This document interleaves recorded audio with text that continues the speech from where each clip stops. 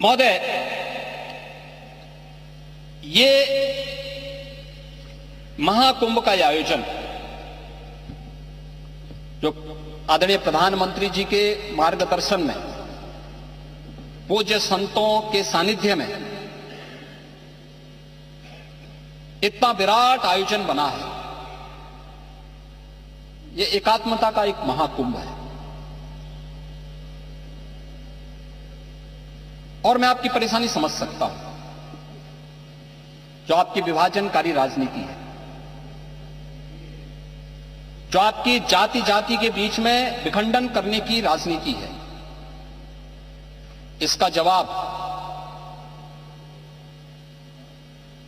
देश ने भी दे दिया और उत्तर प्रदेश ने भी दे दिया है। देश ने हरियाणा, महाराष्ट्र और दिल्ली की विजय के रूप में यह जवाब दिया है।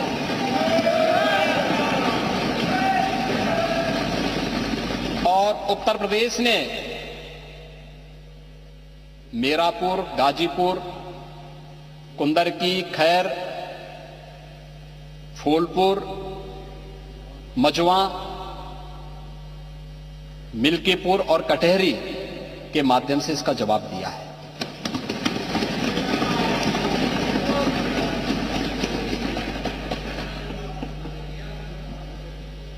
पांडे जी, आपको प्रचार करने से किसने रोका था? आप मुझे बताइए, यानी आप करहल जीत जाएं तो आपकी विजय, और अगर भाजपा कुंदरकी और कटहरी जीत रही है तो आप इसको स्वीकार करने को तैयार नहीं। यानी भारत की संवैधानिक व्यवस्था में आपका विश्वास नहीं। आप जनता का उपहास उड़ा रहे हैं। जो जनता जनार्दन वोट देने जा रही है उसका उपहास उड़ा रहे हैं, उसका अपमान कर रहे हैं। ये कहां की शोभा है? यानी ये, अरे अब देखिए, विषय आया था इसलिए मैं कह रहा हूं, क्योंकि चच्चू ने बात कह दी कि आगे तिथि बढ़ा दिया जाए, तो मैंने कहा बढ़ाने का वो हमारे ऊपर नहीं है। ये शास्त्रों की परंपरा है, शास्त्रीय गणना, शास्त्रीय पद्धति, ज्योतिषी गणना के अनुसार ही होगी। और ये पौष पूर्णिमा से शिवरात्रि, महाशिवरात्रि के बीच में होना है, तो उन्हीं तिथियों में होना है। वैसे चच्चू कहीं भी जाके स्नान कर सकते हैं, कोई समस्या नहीं, उनके लिए सुविधा रहेगी। और प्रयागराज में पूरी सुविधा हम लोग देंगे महोदय। लेकिन एकात्मता का संदेश देने वाला महाकुंभ है। पूरे आयोजन को हम लोगों ने उस रूप में जोड़ा है। और जो यहां पर चर्चा हो रही थी, एक जो एक भाव देखने को मिला है, एकात्मता का भाव, उस एकात्मता के भाव ने तो हम सबको और दुनिया को जरूर इस एकता के उस सूत्र में जोड़ने का कार्य तो किया। डिजिटल कुंभ पे भी प्रश्न खड़ा हो रहे थे, और महोदय मैं इसके बारे में भी आपसे चर्चा करनी, इसके बारे में मैं सदन का ध्यान आकर्षित करना चाहूंगा कि दुष्प्रचार की अपनी एक सीमा होती है। दुष्प्रचार की अपनी एक सीमा होती है, और कितना दुष्प्रचार हमारे विपक्ष के मित्रगण करेंगे। मैं देख के भौचक हूं कि कैसे ये लोग पूरी व्यवस्था को झुठलाने का काम कर रहे थे और किस प्रकार की व्यवस्था पैदा करने का काम कर रहे थे।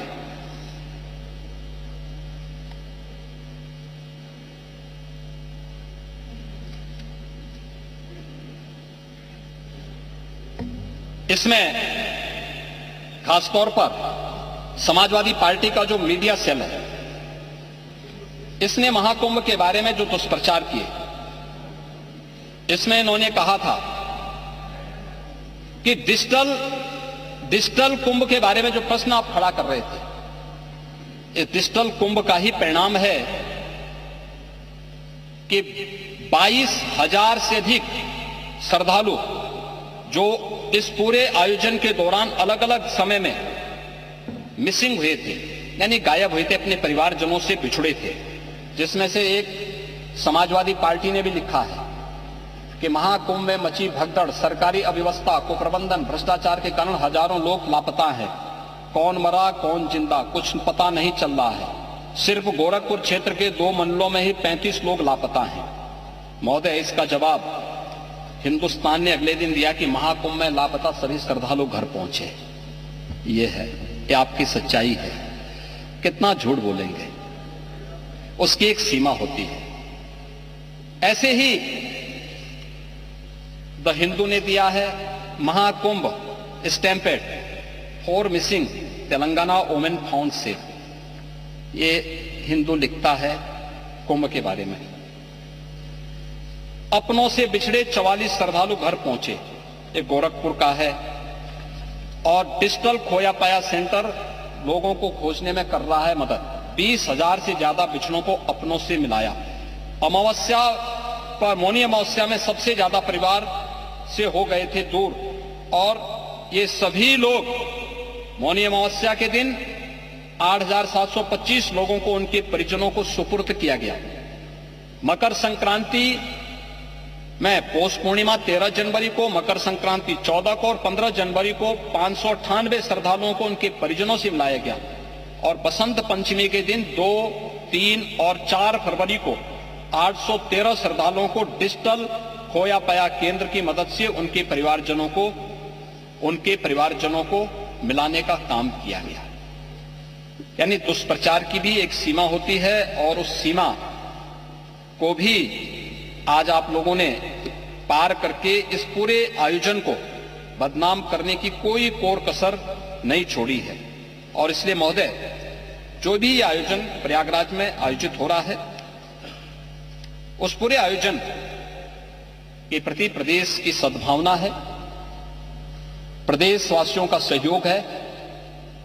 स्थानीय स्तर पर थोड़ा बहुत लोगों को कठिनाई जरूर हो रही होगी, लेकिन वे आनंदित भी हो रहे हैं। अतिथि भी आ रहे हैं और देश और दुनिया को देखने का एक अवसर भी उन्हें प्राप्त हो रहा है। इसके साथ ही इस आयोजन के साथ महोदय, मुझे बताते हुए यह भी एक मैं थोड़ा बताना चाहूंगा कि यह आयोजन दुनिया का सबसे बड़ा आयोजन कैसे बन चुका है। दुनिया के जो सबसे बड़े आयोजन है, जिसमें जर्मनी का अक्टूबर फेस्ट, इसमें 72 लाख पर्यटक आते हैं। रियो कार्निवल ब्राजील का है, इसमें 70 लाख पर्यटक आते हैं। और हज मक्का में 25 लाख श्रद्धालु पहुंचते हैं। ये कुल दुनिया की आयोजन की स्थिति है।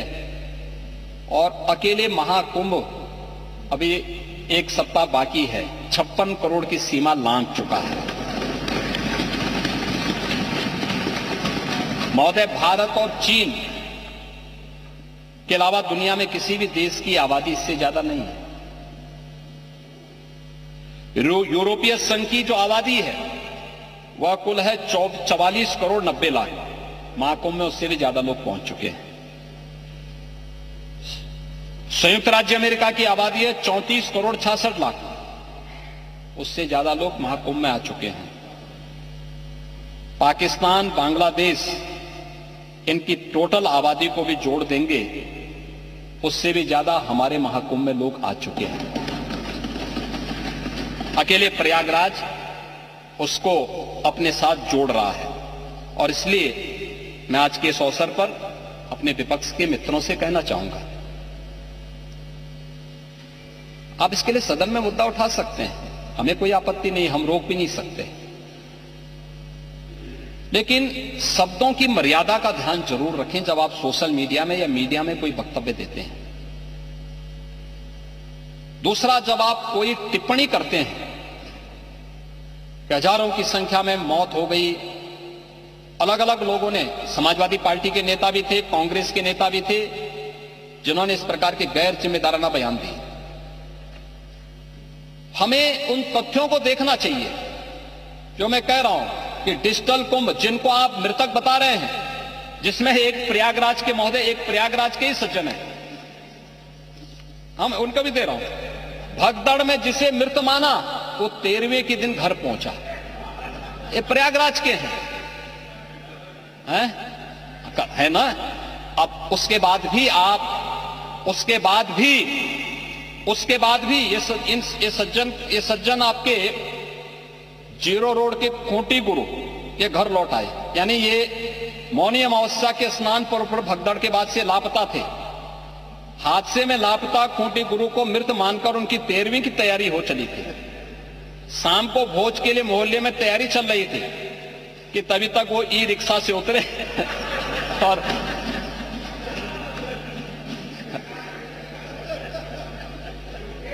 अब बताओ, ये दुष्प्रचार आप ही लोग कर रहे थे।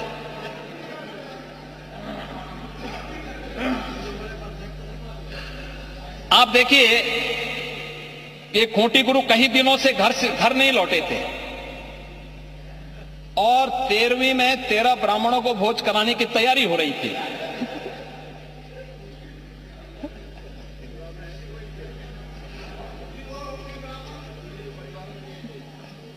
खूंटी गुरु को देखने, खूंटी गुरु ई रिक्शा से उतरे और उनको देखने के लिए पूरा आयोजन ही निरस्त करना पड़ा फिर।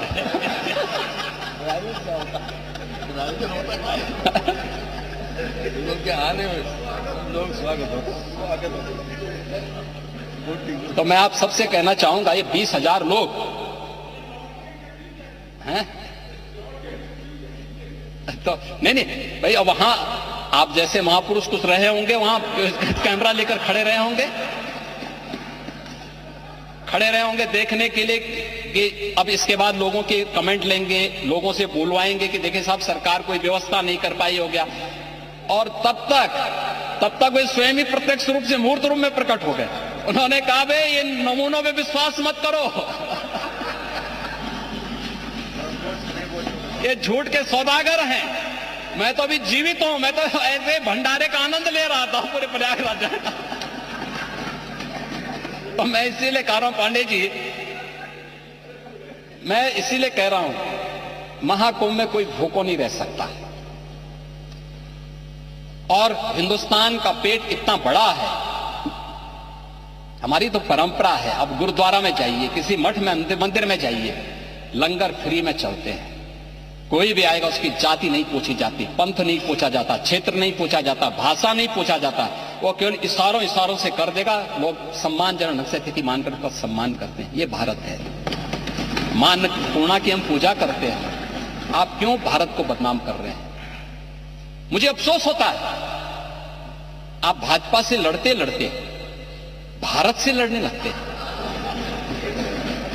मैं एक वक्तव्य आपका दिखा रहा हूं, आपके समाजवादी पार्टी के अध्यक्ष का वक्तव्य है, और वो वक्तव्य है बहुत दुर्भाग्यपूर्ण वक्तव्य है।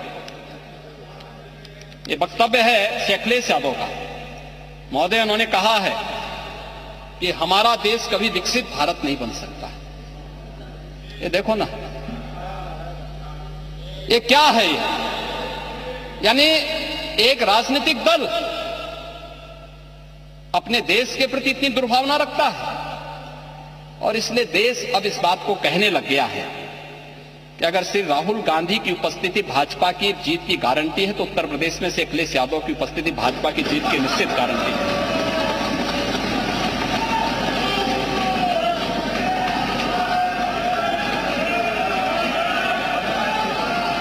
और ये गारंटी उपचुनाव ने दे दिया है। ये उपचुनाव दे चुका, और ठीक ही बात है। पप्पू और टप्पू में बहुत अंतर थोड़ा है।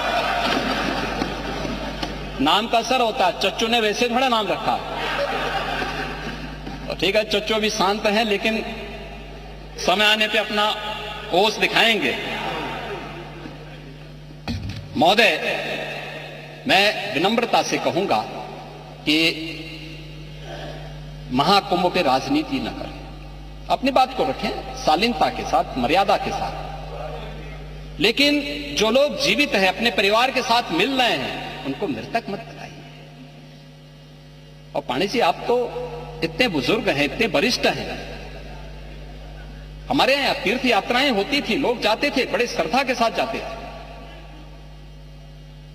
हमारी आस्था है, कैसे आप इसको रोक सकते हैं? लेकिन उनको बदनाम मत करिए, उनकी श्रद्धा के साथ खिलवाड़ मत करिए। मैं तो तेलंगाना का भी उदाहरण आपको दे दिया, उत्तर प्रदेश का मैंने दिया, गोरखपुर का मैंने दिया, प्रयागराज का मैंने दिया। और जो लोग प्रयागराज में भगदड़ के शिकार हुए हैं, या फिर विभिन्न रोड एक्सीडेंट के शिकार हुए हैं। सरकार की पूरी संवेदना है, सरकार उनके साथ खड़ी होगी और इन सभी घटनाओं की जांच करने के लिए इसीलिए सरकार ने एक जुडिशियल कमीशन का गठन भी किया है। जुडिशियल कमीशन अपना काम कर रहा है, तथ्य भी मांगेगा, जानकारी भी मांगेगा, हर एक स्तर की जानकारी लेगा। और मैं इस सदन को इस बात के लिए आश्वस्त करना चाहूंगा, इस बात के लिए आश्वस्त करूंगा कि प्रयागराज भगदड़ का कोई गुनाहगार होगा तो बख्शा भी नहीं जाएगा। कोई भी होगा, कहीं भी छुपा होगा, किसी भी स्तर पर होगा और कितना भी बड़ा क्यों ना हो, वो किसी भी स्थिति में बचेगा नहीं। ये मैं आप लोगों को आश्वस्त करता हूं, पूरी सदन को आश्वस्त करता हूं। लेकिन मैं आपसे इस बात में विनम्र अपील भी करूंगा, आयोजन किसी पार्टी का, किसी सरकार का नहीं है। सरकार ने अपनी जिम्मेदारियों का निर्वहन किया है, प्रशासन अपनी जिम्मेदारियों का निर्वहन कर रहा है। यह आयोजन समाज का है, भारत का है, सनातन धर्म का है और सनातन धर्म को और भारत को कृपया अपने राजनीतिक स्वार्थ के लिए बदनाम मत करिए। यही मेरी आप सबसे अपील थी। धन्यवाद।